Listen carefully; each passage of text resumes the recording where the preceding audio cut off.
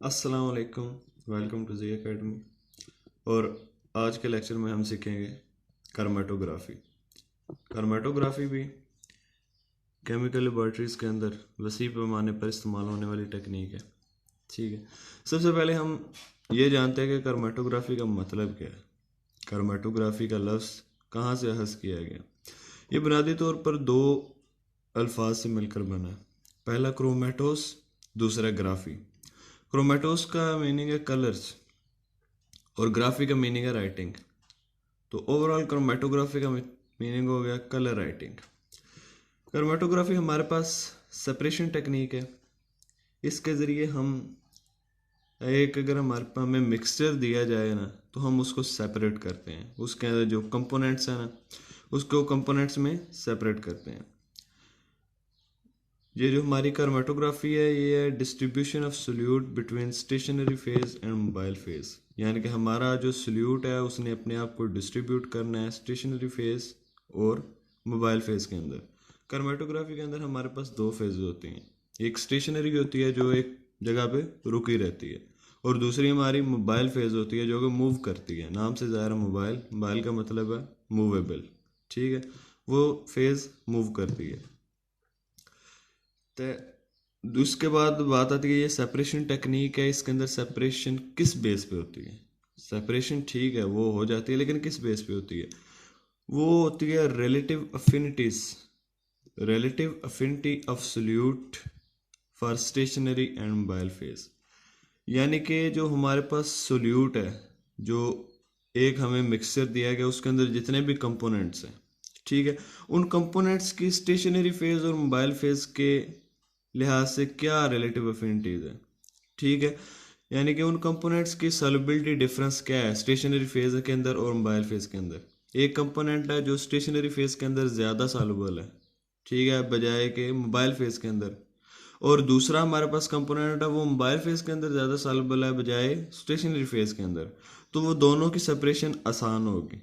ठीक है, due to relative affinities of for stationary phase and mobile phase, इस base पे हम इनको सेपरेट करते हैं। आगे जी डिस्ट्रीब्यूशन कोएफिशिएंट का फार्मूला है concentration of component in mobile phase divided by concentration of component in stationary phase. इसके बाद आ जाती है टाइप्स ऑफ क्रोमेटोग्राफी। ये जो टाइप ऑफ क्रोमेटोग्राफी है ये दी गई on the basis of stationary phase. वैसे तो क्रोमेटोग्राफी की टाइप्स काफ़ी सारी हैं, लेकिन वो आपके सिलेबस में नहीं है। ठीक है, तो आपके सिलेबस के हिसाब से जो दी गई है टाइप वो है on the basis of stationary phase है। और इसकी टू टाइप्स हैं। पहली है एड्जॉर्प्शन क्रोमेटोग्राफी, दूसरी है पार्टीशन क्रोमेटोग्राफी। एड्जॉर्प्शन क्रोमेटोग्राफी के अंदर ये होता है कि जो हमारी स्टेशनरी फेज होती है वो सॉलिड होती है। ठीक है, मोबाइल फेज तो लिक्विड ही होगी, लेकिन जो स्टेशनरी फेज है ना वो सॉलिड होगी, और जो हमारे कंपोनेंट होंगे वो सॉलिड के अंदर एडजॉर्ब होंगे। ठीक है, एडजॉर्ब और एब्जॉर्ब दोनों अलग अलग फिनोमेना है। एब्जॉर्ब के अंदर कोई चीज़ मुकम्मल तौर पर जज्ब कर दी जाती है। ठीक है, चीज़ जो सोल्यूट है ना वो सॉल्वेंट के अंदर मुकम्मल तौर पर सरायत कर जाता है, इसको हम एब्जॉर्ब कहते हैं। लेकिन अगर सोल्यूट को सिर्फ हमारा सरफेस है ना वो अगर एब्जॉर्ब करे ना, ठीक है, वो सिर्फ सरफेस के अंदर रहे, अंदर तक सरायत ना करे, सिर्फ सरफेस तक रहे, तो हम उसको एडजॉर्ब कहते हैं। ठीक है, तो ये एडजॉर्प्शन क्रोमेटोग्राफी है, इसके अंदर सिर्फ सरफेस के ऊपर, ठीक है, होगी। दूसरी टाइप है पार्टीशन क्रोमेटोग्राफी। पार्टीशन क्रोमेटोग्राफी के अंदर मोबाइल फेज भी लिक्विड है और स्टेशनरी फेज भी लिक्विड है। ठीक है, जो पहली टाइप है एड्जॉर्प्शन क्रोमेटोग्राफी, इसकी आगे डिटेल करने की ज़रूरत नहीं क्योंकि वो हमारे सिलेबस में नहीं है, लेकिन आइंदा वक्तों में वो आपको पढ़नी पड़ेगी। ठीक है, उसके लिए मैं वीडियोस रिकॉर्ड कर दूंगा आगे जब आप नेक्स्ट लेवल में जाएंगे बीएस वगैरह में। ठीक है, लेकिन अभी आप सिर्फ पार्टीशन क्रोमेटोग्राफी की सिर्फ एक टाइप पेपर क्रोमेटोग्राफी हमें हमारे सिलेबस में है, तो उसको डिस्कस करते हैं पेपर क्रोमेटोग्राफी। ठीक है, इस टेक्निक के अंदर मोबाइल फेज कुछ सॉल्वेंट होता है, ठीक है, और जो स्टेशनरी फेज होती है ना वो हमारे फिल्टर पेपर के अंदर जो वाटर मौजूद होता है ना, ठीक है, वो as a stationary phase act करता है। ठीक है। लिखा हुआ है जी technique of partition chromatography. Stationary phase, वही बात, वाटर इन, जो कि पेपर के अंदर वाटर होगा ना, वो स्टेशनरी फेज के एक्ट करेगा। और जो हमारा पेपर है ना, ये हमारा paper as a supporting material act करता है। ठीक है, ये स्टेशनरी फेज को सपोर्ट देता है। ठीक है, अगर पेपर ना हो तो हमारी स्टेशनरी फेज एक्ट नहीं करेगी, या हमारा वो जो वाटर है ना वो as a stationary phase act नहीं कर सकता।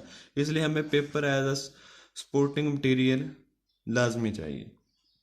आगे मेथड ऑफ पेपर क्रोमेटोग्राफी, इसके हम तीन तरह से कर सकते हैं। पहली असेंडिंग, डिसेंडिंग और रेडियल या सर्कुलर। ठीक है, असेंडिंग और डिसेंडिंग में जो फिल्टर पेपर यूज़ किया जाता है वो रेक्टेंगुलर फॉर्म में यूज़ किया जाता है, और जो रेडियल क्रोमेटोग्राफी है इसके अंदर जो फिल्टर पेपर इस्तेमाल किया जाता है वो रेडियल किया जाता है। लेकिन इस वक्त हमारा जो कंसर्न है वो सिर्फ असेंडिंग क्रोमेटोग्राफी से है। आगे असेंडिंग क्रोमेटोग्राफी का प्रोसेस, ये किस तरह परफॉर्म की जाती है। सबसे पहले हम क्रोमेटोग्राफी टैंक लेंगे जिसके अंदर हमने क्रोमेटोग्राफी का प्रोसेस करना है। ठीक है, उसके अंदर हम मोबाइल फेज ऐड कर देंगे। जब मोबाइल फेज ऐड कर देंगे ना, उसके बाद हमने फिल्टर पेपर लेना है और उसकी एक स्ट्रिप लेनी है 20 सेंटीमीटर की, वाटमैन फिल्टर पेपर नंबर 1। इसकी 20 सेंटीमीटर की स्ट्रिप लेनी है। ठीक है, अब उसके नीचे से 2.5 सेंटीमीटर के ऊपर एक लाइन ड्रा करनी है। ठीक है, लेड पेंसिल से लाइन ड्रा करनी है। वो लाइन इसलिए ड्रा करनी है कि वहां पे हमने पॉइंट को स्पॉट करना है। ठीक है, उस लाइन के ऊपर हम जो हमें सल्यूट दिया जाएगा मिक्सचर, ठीक है, उसके हमने कुछ स्पॉट्स लगाने हैं। ठीक है, उसके बाद फिल्टर पेपर को हैंग करना है क्रोमेटोग्राफी टैंक के अंदर। जब हैंग करेंगे ना, तो ये हमारा एक क्रिटिकल पॉइंट है कि जब हमने हैंग करना है तो फिल्टर पेपर को हमने मोबाइल फेस के अंदर डिप करना है, और सिर्फ हल्का सा डिप करना है, ज़्यादा डिप नहीं करना। ये नहीं कि आधा फिल्टर पेपर ही मोबाइल फेस के अंदर डिप कर दिया हो, नहीं। वो जो हमने मार्जिन लाइन लगाई है, ठीक है, उससे थोड़ा सा नीचे। ठीक है, यानी कि सिर्फ डिप करना है हमने, ताकि जो सॉल्वेंट है वो ऊपर मूव कर सके। उसको थोड़ा सा डिप करना है, उसके बाद टैंक को कवर कर देना है। ये सबसे ज़्यादा इंपॉर्टेंट पॉइंट है। अगर आप टैंक को कवर नहीं करेंगे आपको अच्छे से रिजल्ट शो नहीं होंगे। ऐसा क्यों है?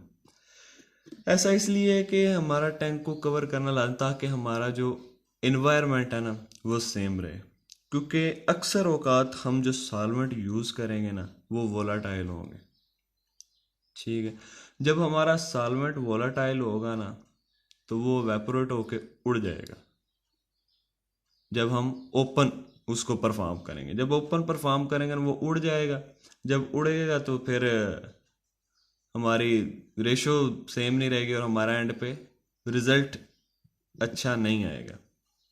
ठीक है, इसलिए हमें ज़रूरी है कि हम क्रोमेटोग्राफी टैंक को कवर करें, ताकि जो थोड़े से बुहारात बनेंगे वो सॉल्वेंट हमारा वेपोरेट होगा, वो उसी टैंक के अंदर रहेगा। जब उसी टैंक के अंदर रहेगा ना तो हमारा एनवायरनमेंट सेम रहेगा। जब एनवायरनमेंट सेम रहेगा ना तो फिर हमारा रिजल्ट बेहतरीन आएगा। उसके बाद अगला पॉइंट है, जब हमारा सॉल्वेंट मोबाइल फेस, ठीक है,